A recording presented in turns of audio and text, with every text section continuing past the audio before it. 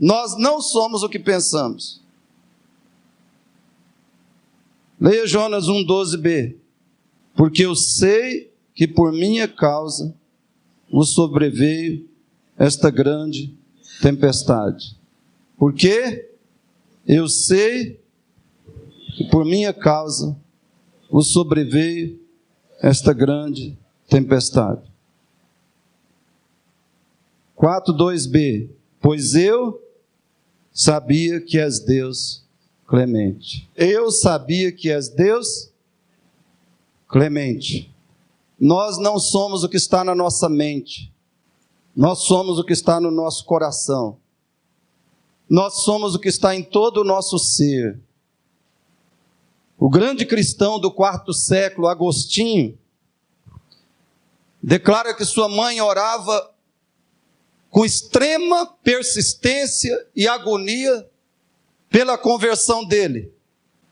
Ela só orava com lágrimas, muitas lágrimas. Falando com Deus, Agostinho escreve acerca da sua mãe: 2 vezes ao dia, de manhã e à tarde, sem exceção, ela se dirigia à vossa igreja, não para gastar o tempo em vãs conversações e tagarelices de velhas, mas sim para escutar vossas palavras e ser por vós ouvida em suas preces.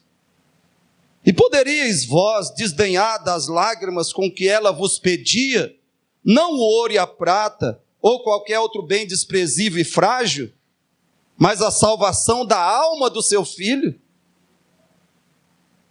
Poderíeis vós desprezar e desamparar do vosso auxílio aquela a quem transformaste com vossos dons? De modo algum, Senhor. Pelo contrário, assistíeis, escutáveis suas petições e procedíeis segundo a ordem com que pré-ordenáveis os acontecimentos. E poderíeis vós desdenhar das lágrimas com que ela vos pedia, não o ouro e a prata, ou qualquer outro bem desprezível e frágil, mas a salvação da alma do seu filho? Querido, sabe por que Mônica agia assim? Sabe por que ela fazia isso e vivia assim? Porque para ela o cristianismo era real. Para a mãe de Agostinho, o cristianismo era real. Para ela, Cristo era real. O pecado era real. O inferno era real. Para ela, a salvação era realidade. O reino de Deus era realidade. Tudo isso é real para você? Por outro lado, você quer conhecer alguém para o qual as coisas espirituais eram verdadeiras, mas não eram reais? Este era o profeta Jonas. Ele acreditava numa coisa, mas a sua vida era muito diferente da sua confissão de fé. Jonas acreditava, mas o coração dele, as atitudes dele, as vontades dele, as afeições dele, as ações dele, a forma que ele vivia, era muito diferente da sua confissão de fé. Isso pode acontecer e pode estar acontecendo comigo e com você.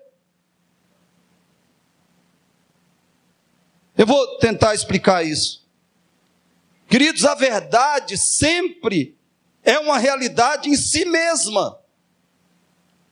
Se a verdade não é real, ela é uma mentira. Porém, nós podemos nos relacionar com a verdade apenas como uma teoria que não determina as nossas atitudes, sentimentos, decisões e ações. Nós podemos nos relacionar com a verdade apenas como teoria, pura teoria, que não influencia, não afeta, não produz, não determina as nossas atitudes, sentimentos, decisões e ações. Pode ser, a verdade para nós pode ser algo que não passa do intelecto, não passa da cabeça. Ou seja, a verdade é realidade, mas nós podemos transformá-la numa irrealidade, numa ficção. E essa é a distinção que eu estou fazendo. Nesse sentido, a verdade é o que nós sabemos, a realidade é o que nós vivemos, tanto na experiência interna, como na vida prática, na vida diária. Nós podemos conhecer a verdade, apreciar a verdade, porém, ela pode não ser a nossa realidade espiritual ou experimental. Talvez você está aqui nessa noite porque você crê na verdade. Ela está na sua cabeça, seu intelecto está cheio da verdade. Você está aqui porque você sabe que precisa, que deve estar aqui. Você sabe que deve estar aqui.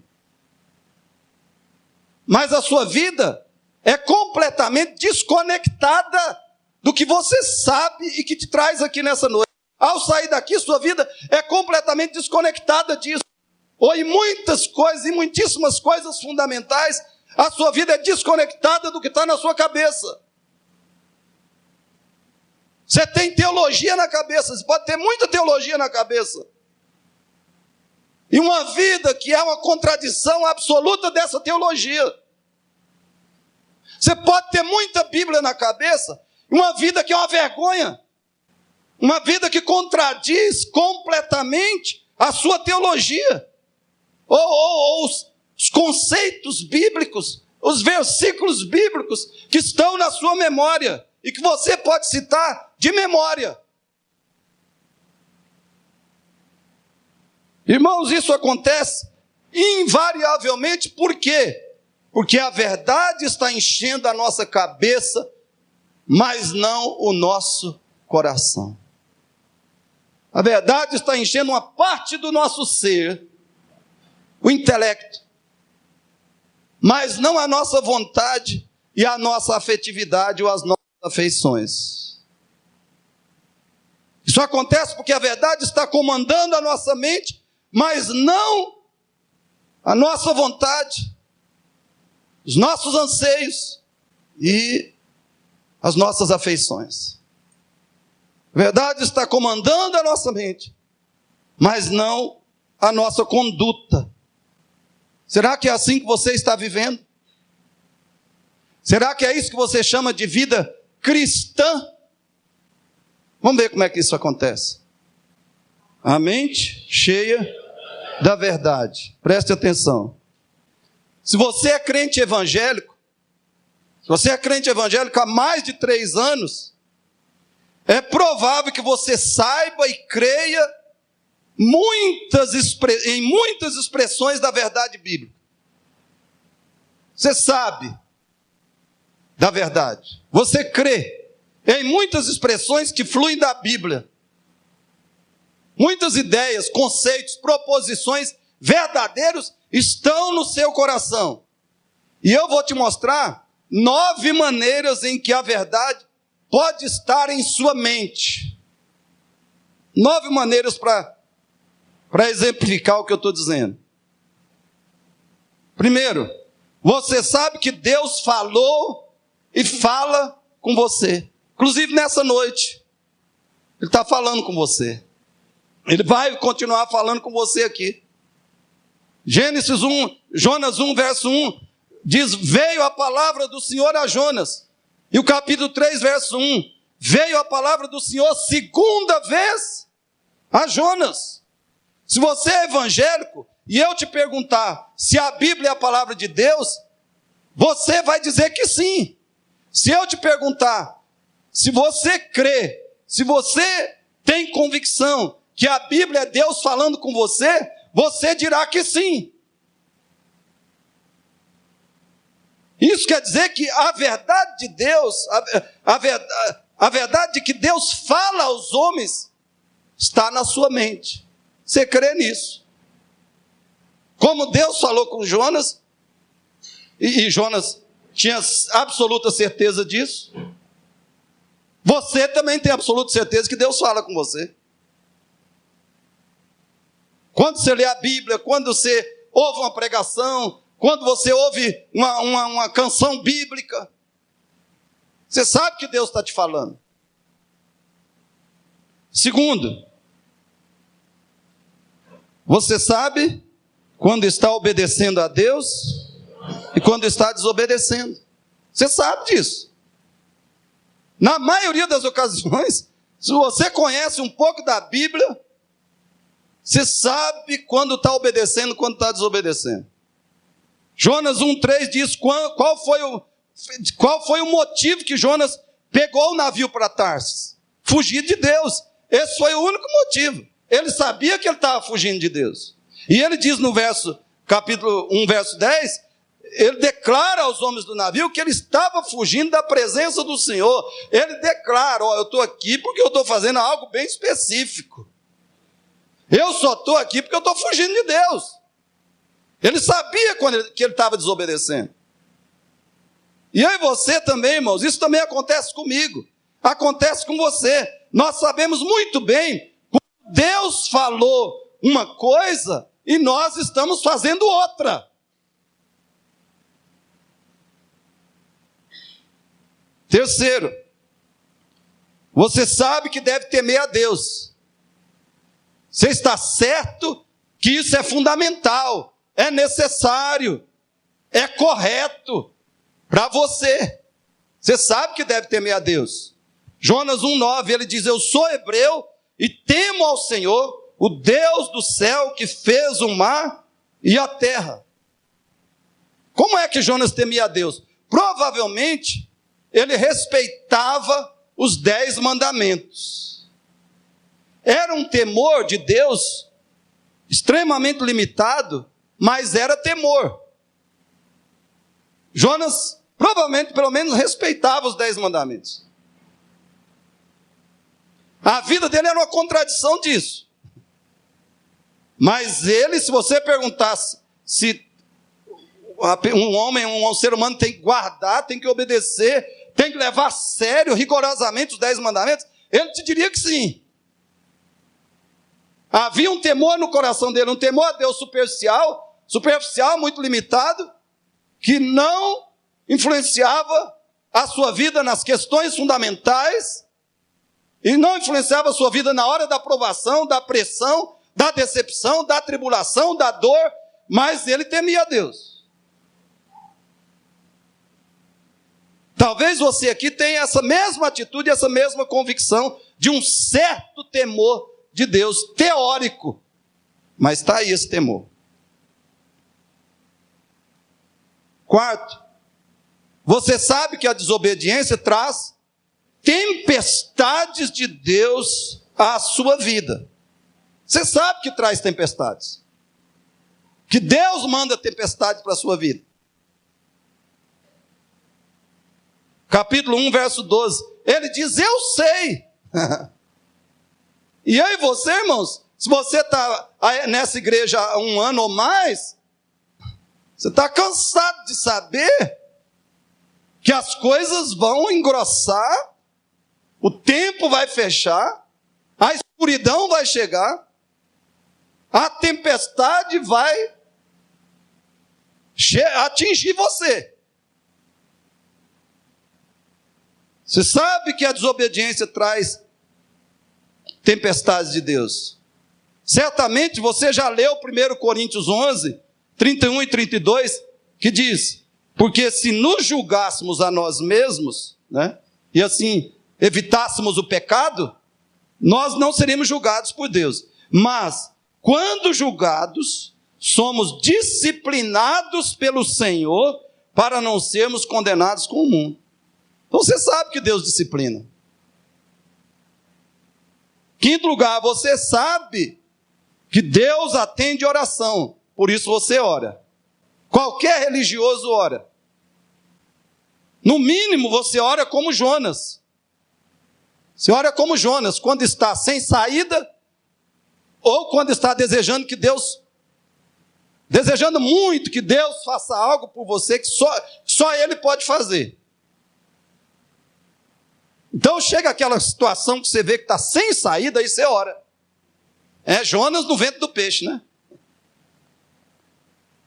E chega aquela situação que você vê, você está desejando muito algo, e você sabe que só Deus pode fazer, então você ora também. E o desejo obsessivo de Jonas, aqui era esse, pelo qual ele orou. Deus, acaba com Nínive. Então você ora. Capítulo 2 de Jonas e o capítulo 4. Jonas orou quando queria escapar do ventre do peixe e quando queria que Deus acabasse com a cidade de Nínive. Sexto lugar, você acredita que Deus realiza o impossível? Jonas clamou que Deus o livrasse do ventre do peixe e também esperou que Deus destruísse a cidade. Duas coisas que só Deus podia fazer. Então você está na sua mente esse conceito, essa ideia que é verdadeira, que Deus realiza o impossível. Falou, Deus, eu não posso sair do ventre do peixe por mim mesmo, então me salva. Eu não posso destruir Nínive, então que o Senhor destrua. Você acredita que Deus realiza o impossível? Sétimo lugar, você possui profunda convicção sobre quem Deus é. Capítulo 4, 2 diz, Jonas orando diz, pois eu sabia que és Deus clemente e misericordioso, e tardio em irar-se, e grande em benignidade, e que te arrependes do mal. Então Jonas sabia quem Deus é. E se você está nessa igreja há mais de um ano, ou você já fez o TVC, principalmente se você já fez o TVC, ou se você já leu a Bíblia algumas vezes, você sabe quais são os principais atributos de Deus. Você conhece bem a ira de Deus, a justiça de Deus. Você conhece bem sobre a santidade de Deus, o amor de Deus, a misericórdia de Deus, a graça de Deus. Então você sabe bem quem Deus é. Jonas sabia. Você sabe quem é Deus. Oitavo lugar. Você sabe que Deus salva ou destrói os ímpios. Se você é evangélico, já leu a Bíblia ou já ouviu muitas pregações, você sabe que Deus salva ou destrói os ímpios. A reação desses ímpios à palavra de Deus é que vai determinar uma coisa ou outra. E Jonas tanto sabia disso, que ele fugiu. Porque ele sabia que dessas duas opções, a que ele desejava que acontecesse, podia não acontecer. Então você sabe que Deus salva. E você sabe que Deus destrói, que Deus condena, que Deus lança ímpios no inferno. Você sabe disso. E nono lugar, você sabe que a Deus pertence o dar e o tirar a vida. Talvez seja por isso que você ainda não se suicidou. Por isso Jonas insistiu que Deus tirasse a vida dele. Porque para ele, pelo menos isso era inconcebível, né? O suicídio. Então Jonas pediu, tira a minha vida, tira a minha vida, tira a minha vida. Por que ele não se suicidou? Por que ele mesmo não tirou? Porque ele sabia que é prerrogativa de Deus dar a vida humana e tirar essa vida. Irmãos, nós sabemos tudo isso. E muito mais, muito mais. Você que já leu a Bíblia toda, você que já fez curso de teologia, e os membros dessa igreja, por exemplo, os últimos 2 cursos da escola dominical, as marcas de uma igreja saudável. Agora, o curso sobre as doutrinas da salvação. A nossa cabeça está abarrotada de verdades bíblicas. Abarrotada de verdades. Então o que fica evidente? A cabeça de Jonas e a nossa estão cheias da verdade. Mas qual é o resultado disso? Essa verdade enche, domina o nosso coração e comanda a nossa vida. Essa é a questão.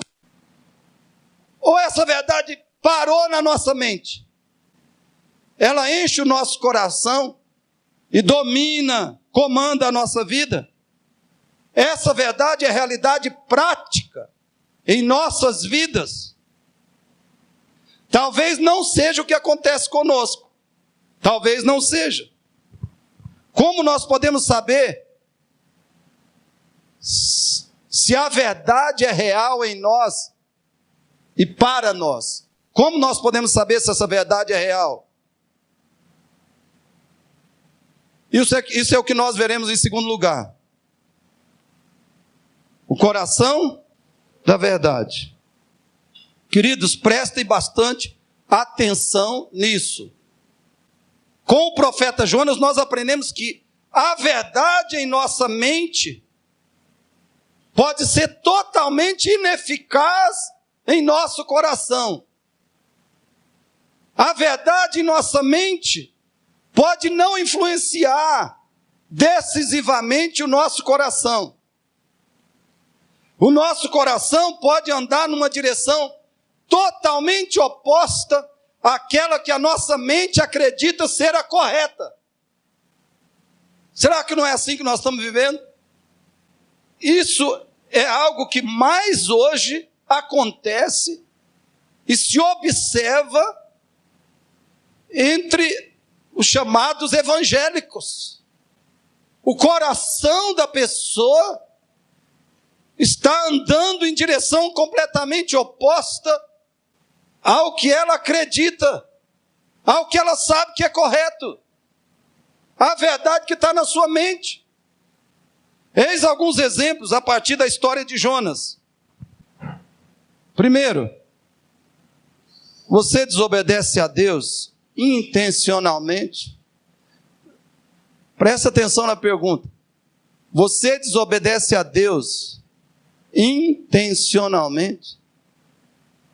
Sinal do quê? Coração seco. Coração vazio da verdade. Sinal que a verdade está confinada à sua mente. Mas não tem nada a ver com o seu coração. Não atingiu, não chegou lá. Não mudou o coração. Jonas sabia que ele tinha de ir para Nínive. Mas ele foi para Tarsis. Ele desobedeceu intencionalmente, conscientemente. Queridos, muitas vezes, preste atenção nisso, muitas vezes, você sabe que não é para falar uma coisa, mas você fala. Você sabe que não é para ver alguma coisa na internet ou na televisão, mas você vê. Você entra lá e vê. Muitas vezes você sabe que não é para comprar algo, mas você compra. Você sabe que não é para tomar essa decisão, ou que pelo menos não é a hora certa de tomar essa decisão, mas você toma. Muitas vezes você sabe que não é para namorar uma certa pessoa, ou namorar de uma certa maneira, mas você namora. Muitas vezes você sabe que não é para se relacionar, para ter intimidade com alguma pessoa, mas você tem. Ou você sabe que é para se aproximar de outra pessoa e conviver com ela e ser uma influência que Deus quer que você seja na vida dela, mas você não se aproxima. Muitas vezes você sabe que é para estudar a Bíblia e orar, mas você não faz isso. Você sabe que é para evangelizar, mas você não se dispõe. Você sabe que pode vir ao culto. Se fizer um pouquinho mais de esforço e der prioridade a isso, dá para você vir ao culto, mas você não se dispõe. Muitas vezes você sabe que essa situação específica que você está vivendo, numa determinada situação, você tem que confiar, entregar e esperar em Deus. Você sabe, nessa situação, eu tenho que confiar, entregar e esperar em Deus. Mas você não faz isso. Muitas vezes você sabe que tem que suportar um sofrimento. Tem sofrimento, tem dor, tem angústia, que nós temos que suportar. Você sabe que tem que suportar um sofrimento, uma dor, uma angústia. Você sabe que tem que viver isso, suportar isso com fé, fidelidade e louvor a Deus. Mas você não faz isso. Você está sabendo que tem que fazer, mas não faz. E às vezes você não procura um irmão para compartilhar o problema, ou o pastor, porque você já sabe, ele já sabe. Mas você quer ir para Tarsis. Esse é o problema. A verdade, a mente. Coração, vazio. E isso, irmãos, não acaba bem, mas de jeito nenhum. Vai de tragédia em tragédia. Vai de frustração em vai de tribulação em tribulação. Vai de dor para dor maior. Segundo, outra coisa que eu quero dizer aqui, talvez você saiba muito bem que precisa ter mais prazer em Deus e se dedicar mais a Deus. Porém, você continua do mesmo jeito ou indo na direção oposta. Quantos de nós aqui tem o prazer suficiente, o prazer que deve ter em Deus? Quantos de nós aqui se dedica a Deus como deve se dedicar? Talvez você sabe disso. Você precisa ter mais prazer em Deus, porque não está tendo. Por isso que você não ora. Por isso que você não estuda a Bíblia. Por isso que você tem dificuldade de vir à igreja. Tudo é problema, tudo é barreira. Tudo tira você do culto. E no fundo você já percebeu qual é a razão disso. Você precisa ter mais prazer em Deus. Você sabe que precisa. Você sabe que precisa se dedicar mais a Deus. Porém, você continua do mesmo jeito, ou indo na direção oposta, sempre indo para Tarsis. Segundo lugar, você desobedece a Deus despreocupadamente. Sinal de coração vazio da verdade. Jonas dormia. E dormia, ele não só dormia. Não era aquele sono assim, sabe? Incomodado, perturbado, que a pessoa acorda. Ele não acordou falando assim, Nínive, Nínive, Nínive. Ele dormia profundamente, querido. Talvez você esteja assim. Os seus pecados não fazem a sua consciência se agitar, gritar, gemer e buscar uma solução do problema. Você desobedece a Deus despreocupadamente, friamente, tranquilamente. Mas se perguntar alguma coisa da Bíblia, você sabe responder. Se pedir para você dissertar sobre algum tópico teológico, você sabe falar muita coisa. Mas você está desobedecendo a Deus? despreocupadamente. Terceiro, você é uma pessoa ressentida, sinal de coração desprovido da verdade. Jonas tinha ódio dos assírios, porque eles eram extremamente cruéis, e só estavam esperando a oportunidade de destruir Israel. E talvez Jonas já tinha experimentado na pele a crueldade dos assírios. Mas, queridos, o que Jonas devia fazer com isso? O que Jonas devia ter feito com esse ódio que ele tinha dos assírios? Ele devia ter buscado a Deus até vencer o ódio. Não é negar o ódio, não é negar o pecado, não é negar o mal, não é negar o problema, não é isso. A questão é reconhecer e buscar a Deus até vencer o mal. É só isso que Jonas tinha que fazer. Mas ele preferiu viver movido pelo ódio. Então a pessoa sabe que está com o coração cheio de ódio, ou de amargura, rancor, ressentimento, mágoa, sabe que está assim, mas prefere viver movido por isso, em vez de buscar a Deus até vencer isso. E você, o que você está fazendo com as suas obras da carne? O que você está fazendo com as suas obras da carne? Queridos, a igreja está cheia de gente funcionando na carne. A igreja está cheia de gente operando nas obras da carne. É amargura, é raiva, é ira, é ressentimento, é murmuração, é incredulidade, principalmente na hora da aflição. A pessoa fica incrédula, ela não acredita em mais nada, ela ouviu tudo, mas agora sumiu. A verdade está ali na mente, mas o coração não faz nenhum efeito no coração. A hora que vem a pressão, vem a tribulação, vem a dor, a pessoa reage como se nunca tivesse ouvido, aprendido nada da vontade de Deus acerca das coisas da vida. A igreja está cheia de pessoas operando nas obras da carne, funcionando na carne. Isso precisa mudar, irmãos. Isso tem de mudar. Quarto lugar, você é uma pessoa iracunda?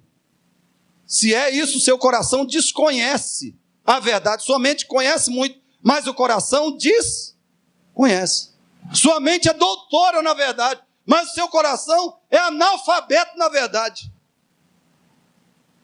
Porque você é uma pessoa como? Iracunda. Capítulo 4, 1 e 9. Desgostou-se Jonas extremamente e ficou irado. Como é que ele ficou? Então perguntou Deus a Jonas: é razoável essa tua ira por causa da planta? Ele respondeu: é razoável a minha ira até a morte. E sabe o que acontece com gente assim? Morre. Se é razoável até a morte, morre mesmo. Vai morrer, seu casamento vai morrer. Você vai morrer espiritualmente. Daqui uns dias não haverá nenhuma influência do Espírito Santo na sua vida. Você vai ouvir a pregação, não vai fazer mais nenhum efeito. Então você vai morrer espiritualmente, pode ter certeza. O Espírito Santo não vai influenciar mais você de jeito nenhum. Seu casamento vai morrer. Seus filhos vão morrer. Sua família vai acabar. Ou vai ficar esse inferninho a vida inteira. A vida financeira vai perecer. E eu já observei isso inúmeras vezes. Eu podia apresentar para vocês vários exemplos. De pessoas que foram seguindo a ira, a amargura, o egoísmo, o orgulho, e já estão mortas. É razoável até a morte? É, então é o que vai acontecer. É o que você escolheu. Pessoa iracunda, irmãos. Iracunda. Qualquer coisa desagradável que acontece na vida dela, ela reage com ira, revolta, raiva. E o duro é que ela lança o veneno. Irmãos, aqui está uma das maiores provas de que a nossa fé, a palavra de Deus, o Espírito Santo, são irreais para nós. Porque a verdade no coração produz amor, compaixão, paciência, perdão, enfim, liberdade. João 8,32. A verdade, quando encheu o nosso coração, dominou, e ela comanda o nosso coração, ela produz amor, produz compaixão, produz confiança em Deus, esperança em Deus, paciência, produz resignação, gratidão, louvor, produz perseverança naquilo que é de Deus, que agrada a Deus. Enfim, produz liberdade. Como diz João 8,32. Quinto lugar, você é uma pessoa teimosa, então seu coração está cheio de engano. Se você é teimoso ou teimosa, seu coração está cheio de engano. Já estava certo que Deus não ia destruir Nínive, estava certo. Mas Jonas ficou esperando que isso acontecesse. Tem de acontecer. Por quê? Porque eu quero. Eu quero. Essa é a pessoa teimosa, tem que ser do meu jeito. E na minha hora, hein? A nossa espiritualidade é irreal quando nós lutamos contra os fatos e a palavra pelos quais Deus está nos falando. Irmãos, tem coisas que acontecem na nossa vida que Deus está nos falando. Nos falando. E principalmente, Ele fala pela palavra. E se a gente continua insistindo, teimando contra a vontade de Deus, a gente sabe qual é a vontade dele, mas continua ali teimando, a nossa espiritualidade é irreal, o coração está seco da verdade. Sexto lugar, você é uma pessoa vitimista. Se é o seu coração, a verdade está fora do seu coração, está fora. Note bem isso. Jonas era sempre o injustiçado. Ele era sempre o injustiçado. Ele tinha pena de si mesmo. Se tem uma pessoa que tinha pena de si mesmo, era Jonas. Pena dos outros? Passou longe. Ele era sempre o injustiçado. Ele tinha pena de si mesmo. Ele não aceitava a frustração dos seus desejos, das suas vontades.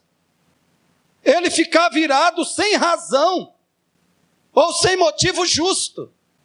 E ele pedia a morte. Ele sabia fazer, pedia a morte. Poucas pessoas são mais vitimistas do que Jonas.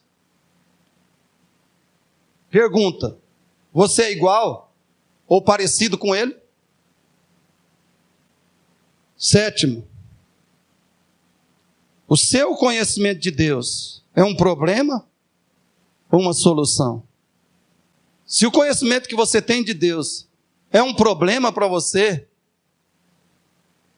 é porque esse conhecimento está somente no seu pensamento, não atingiu a sua vontade e as suas afeições. O principal problema de Jonas era o que ele conhecia sobre Deus. Preste atenção nisso.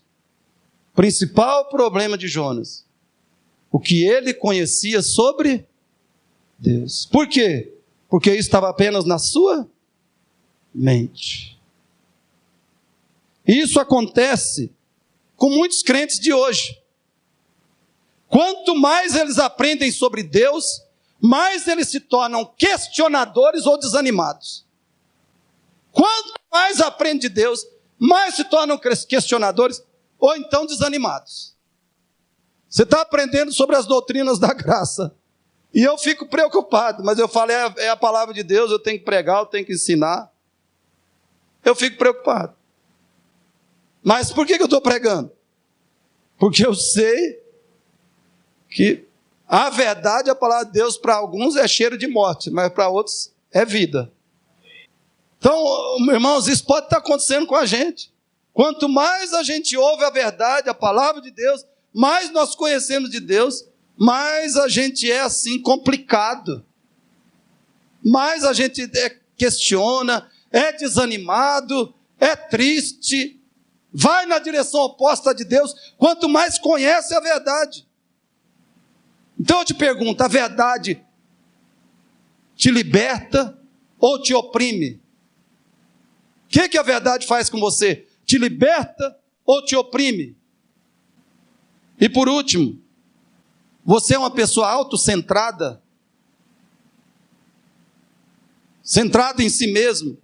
Se isso é verdade, se isso é assim na sua vida, a verdade não entrou no seu coração. Jonas era assim. Duas coisas mostram isso de modo cristalino.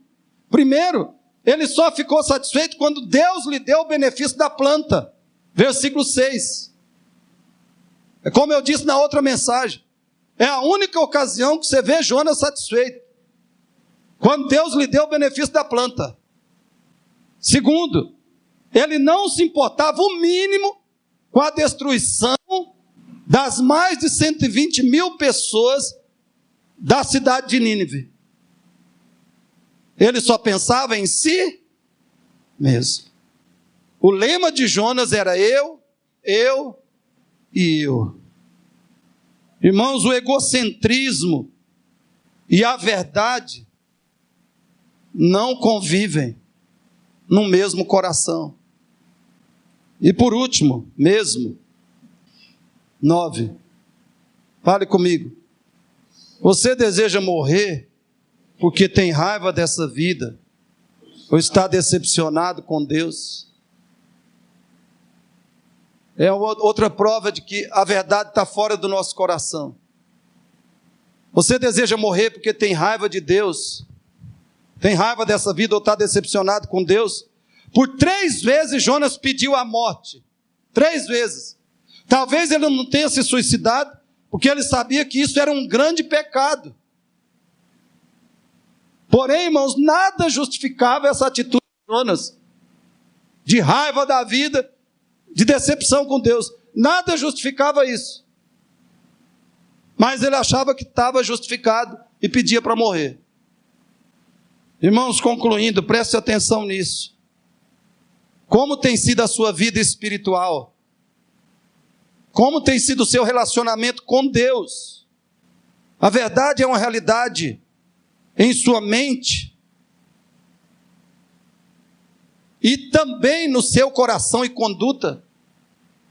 Ou a verdade é realidade só na sua mente, mas não atinge o seu coração e nem a sua conduta? Queridos, a verdade precisa se transformar em realidade em nosso coração e comportamento. Nossas palavras precisam expressar a verdade. Nossas atitudes, sentimentos. A verdade precisa transformar e produzir os nossos sentimentos, as nossas afeições. A verdade precisa transformar e produzir nossas palavras. A verdade precisa transformar, produzir nossas decisões, nossas ações, principalmente na hora da pressão, na hora da dor, principalmente no meio do sofrimento. A verdade precisa nos mover aos pés do Senhor. Ela precisa nos jogar aos pés do Senhor. Ela precisa nos jogar no jejum, no louvor, na adoração, até que Deus desça. A igreja está repleta de Jonas. A verdade precisa deixar de ser uma mera informação em nossa pessoa e se transformar na pessoa que somos. Como é que isso acontece? Primeiro, progressivamente. Como? Progressivamente. Olha 1 Coríntios, 2 Coríntios 3,18, leia comigo ali. Todos juntos? E todos nós, com o rosto desvendado, contemplando como por espelho a glória do Senhor, somos transformados de glória em glória, na sua própria imagem, como pelo Senhor, o Espírito. Paulo está dizendo, olha, nós precisamos contemplar a glória do Senhor. E se contemplarmos a glória do Senhor, o que vai acontecer?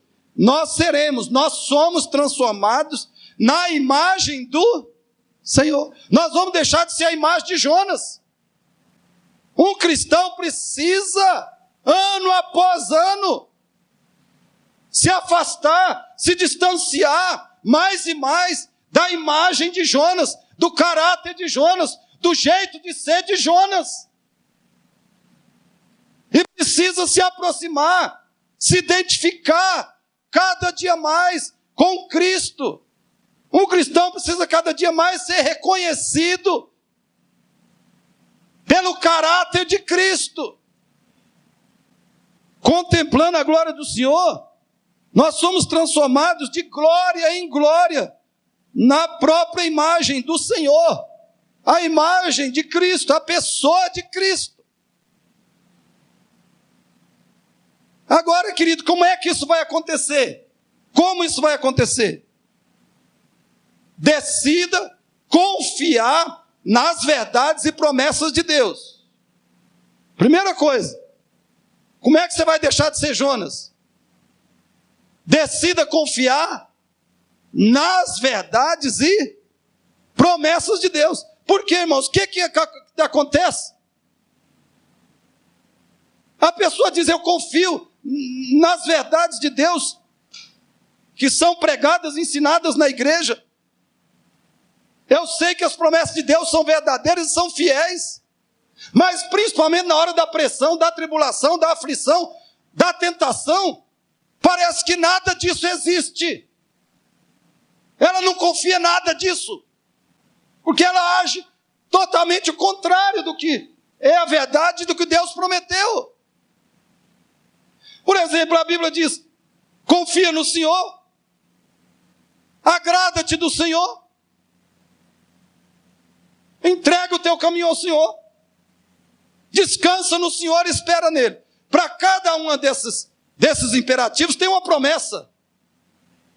Agrada-te do Senhor. O quê? E o quê? Ele satisfará os desejos do teu coração. Ele vai te dar a verdadeira alegria. Ele vai te dar a verdadeira satisfação, vitória. Entrega o teu caminho ao Senhor, confia nele, e o mais ele fará. Mas a gente não confia que ele fará. A gente não confia que ele vai satisfazer o desejo do nosso coração. Ou seja, que ele vai operar o que é melhor para nós naquela situação e que finalmente nós vamos ficar totalmente felizes. E vamos verificar que nos agradar dele foi o melhor. Era o que nós tínhamos de fazer mesmo. Era a única saída, a única vitória. Entrega o teu caminho ao Senhor. Ele fará. Nós vamos ver o que ele fará. Confia no Senhor, espera nele. E ele te exaltará. Outra coisa, decida orar prioritariamente a respeito do seu coração. Concentre as suas orações nisso. Deus, eu sinto isso. Na hora de agir, de sentir alegria, eu sinto tristeza. Quando eu devia sentir alegria, eu estou sentindo a tristeza. Quando eu devia ter paz, eu estou agitado. Eu estou estressado, eu estou murmurando. Eu estou aflito, quando devia descansar no Senhor e ter paz. Quando eu devia amar, manifestar amor com meu marido ou com a minha esposa, eu reajo com ira, com revolta. Eu ofendo, eu agrido. Ore a respeito do seu coração. Dê prioridade a orar pela transformação, pela libertação, pela santificação do seu coração. E mais, descubra, decida descobrir por que você não cresce e não muda. Por que eu não cresço espiritualmente? Por que eu não mudo? Será que eu fui convertido? Será que eu já nasci de novo? Por que eu não cresço espiritualmente? Por que eu não mudo? Por que eu sou essa pessoa incrédula, murmuradora, maldizente, crítica? Por que eu não mudo? Por que eu não sou a esposa submissa? Por quê? Por que eu não sou o marido que ama a minha esposa e lidera a esposa e se sacrifica por ela? Como a Bíblia manda. Por que eu não sou a esposa sábia? Procure descobrir por que você não cresce e não muda. E se você buscar descobrir com sinceridade diante do Senhor, Ele vai te mostrar por quê.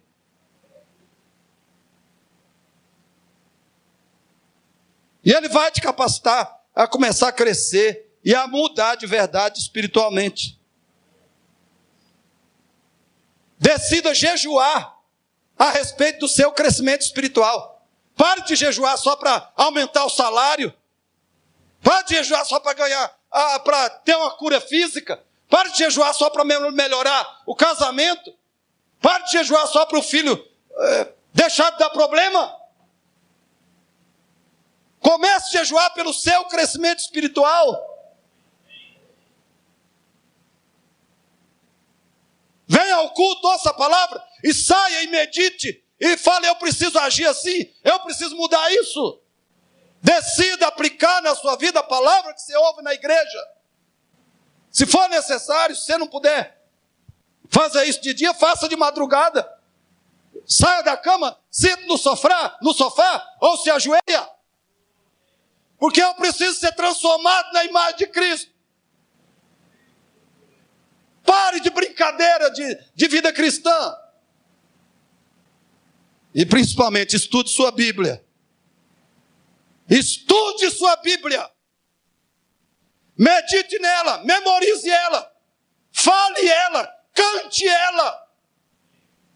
E na hora da dor, na hora da aflição, da tribulação, aplique ela.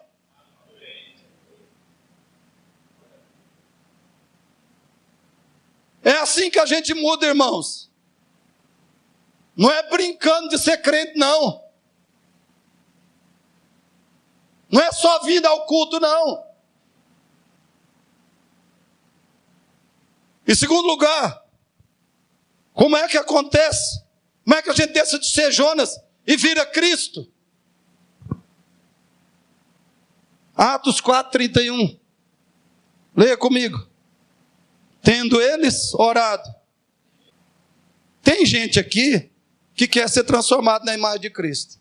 Mas sabe quanto tempo que ele ora por dia? 10 minutos. É brincadeira. Brincadeira pura. Você ora 10 minutos por dia e você quer ser transformado? Você quer que a terra trema? Você quer que o Jonas saia e Cristo entre orando 10 minutos por dia? O Jonas vai crescer. Tendo eles, tremeu o lugar onde estavam reunidos. Todos ficaram cheios do Espírito Santo. Irmãos, sabe o que a gente está precisando? É isso aqui. A igreja está cheia de crentes funcionando na carne, operando nas obras da carne, sabe por quê? Vazios, secos do Espírito Santo. Por que estão vazios e secos do Espírito? Porque a verdade está só na mente, não atingiu o coração. Não estuda a Bíblia, não ora, não se consagra a Deus, não foge do pecado, não resiste ao diabo e entristece o Espírito Santo. Nós precisamos ser cheios do Espírito Santo. Para isso, estude a Bíblia e ore, ore, ore. Todos ficaram cheios do Espírito Santo. E com quê? Com intrepidez anunciavam a palavra de Deus. Deus pode descer, pode agir, pode tocar, pode transformar de um segundo para o outro. Deus pode mudar tudo, irmãos. Deus pode transformar você de um minuto, num piscar de olhos. Ore lá no seu quarto, ore lá na sua sala, ore e fale: Espírito Santo, vem, me possua, me domina, me controla, me liberta, me salva. Deus pode nos transformar dos dois modos, progressivamente e subitamente. Quando eles oraram, o Espírito Santo veio, o Espírito Santo soprou, o Espírito Santo os encheu. E aí o resultado, com intrepidez anunciavam a palavra de Deus. Ou seja, o Espírito Santo nos enche, aí nós fazemos o que temos que fazer, vivemos como temos que viver, somos o que temos de ser. Porque o Espírito Santo opera e nos capacita. O que é fundamental, queridos, o que é fundamental é o nosso compromisso extremo com essa transformação de Deus na nossa vida. Eu não quero mais continuar sendo Jonas. Uma esposa Jonas, um marido Jonas, um filho Jonas, um funcionário Jonas. Eu não quero mais continuar sendo um crente Jonas. Tem que ter um compromisso extremo com essa transformação. E ela deve ser a nossa prioridade absoluta. Agora eu termino mostrando para você o seguinte. Leia aí Jonas 1,17. Jonas 1,17, parte B. Onde está a base capacitadora para isso? Qual é a base capacitadora para a nossa transformação? Qual é o fundamento de tudo? Fundamento de tudo, base de tudo. Olha aí. E esteve Jonas 3 dias e 3 noites no ventre do peixe. Esteve aonde? No ventre do peixe. Quanto tempo? 3 dias e 3 noites. Irmãos, por que nós podemos ser cristãos reais com uma vida cristã real? Por quê?